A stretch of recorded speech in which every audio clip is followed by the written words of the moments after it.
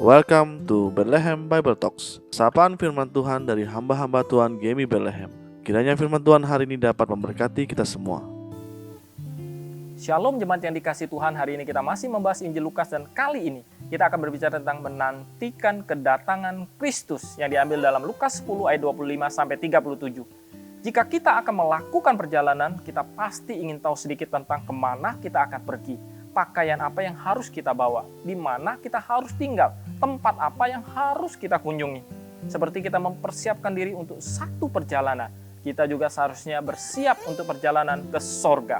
Karena sorga adalah tempat yang telah Tuhan siapkan untuk kita, orang-orang percaya. Dan disitulah hidup kita akan berakhir suatu hari nanti. Dan sebelum akhir dari dunia ini, Yesus akan datang kembali. Martin Luther berkata, dalam hidupnya hanya ada 2 hari, yaitu hari ini dan hari bertemu Tuhan. Hari ini dia hidup untuk mempersiapkan diri untuk hari bertemu Tuhan. Dan dalam perumpamaan Yesus ini juga menggambarkan bagaimana kita harus mempersiapkan diri untuk menanti kedatangannya. Ayat 36, dan hendaklah kamu sama seperti orang-orang yang menanti-nantikan tuannya yang pulang dari perkawinan, supaya jika ia datang dan mengetuk pintu, segera dibuka pintu baginya.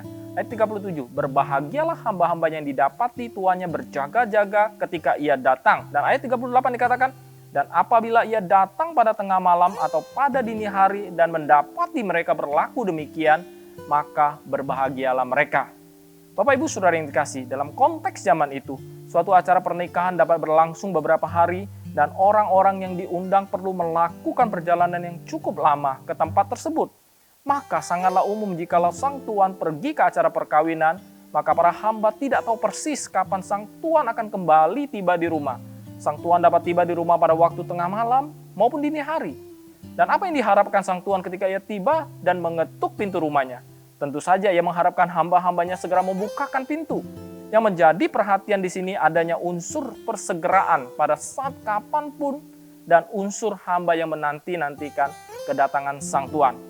Saya suka dengan kata menanti-nantikan. Ini menolong kita untuk semakin dapat merasakan atmosfer hubungan yang begitu erat antara para hamba dan tuannya. Mereka menjalankan tugas bukan dengan terpaksa. Jika demikian, tentu mereka senang kalau tuannya tidak ada, sehingga mereka bebas bertindak apapun juga. Tetapi di sini, mereka menanti-nantikan tuannya.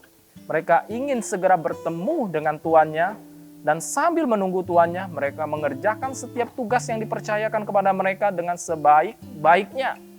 Mereka berjaga-jaga dan menantikan kedatangan Tuhan akan membantu kita mempersiapkan hidup kita sendiri.